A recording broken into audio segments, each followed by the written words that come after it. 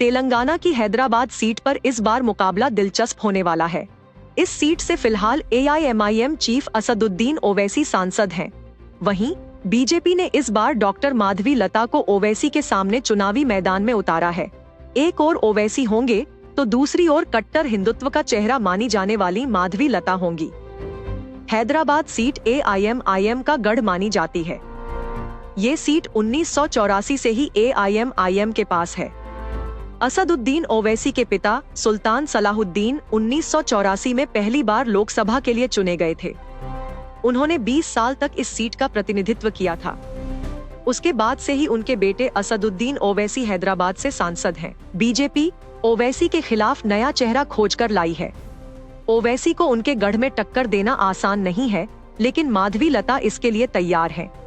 जिस तरह हैदराबाद में ओवैसी का अस्पताल चलता है, जिसमें बहुत कम रुपयों में अच्छा इलाज मिलता है, ठीक उसी तरह माधवी लता का विरिंची नाम का अस्पताल है। वो इस अस्पताल की चेयरपर्सन है।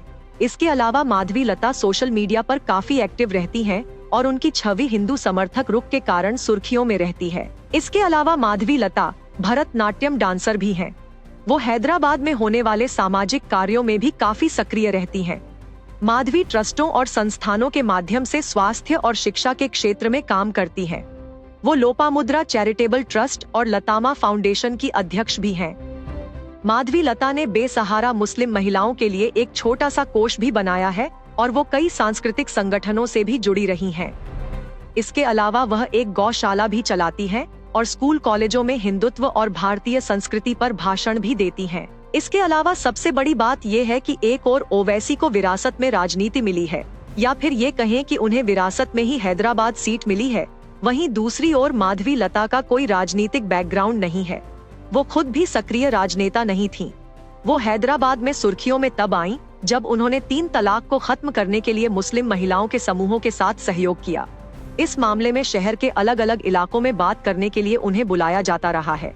2019 के चुनाव में बीजेपी ने भागवत राव को ओवैसी के खिलाफ टिकट दिया था। उन्हें कुल 2,35,285 वोट मिले थे, जबकि ओवैसी को 5,17,471 वोट मिले। इस बार बीजेपी ने माधवी लता को अपना उम्मीदवार बनाया है। बीते एक दशक में तेलंगाना में बीजेपी का वोट शेयर बढ़ा है। जहां 2014 के लोकसभा चुनाव में बीजेपी को 7% वोट मिले थे, वहीं 2023 के विधानसभा चुनाव में 15% वोट मिले।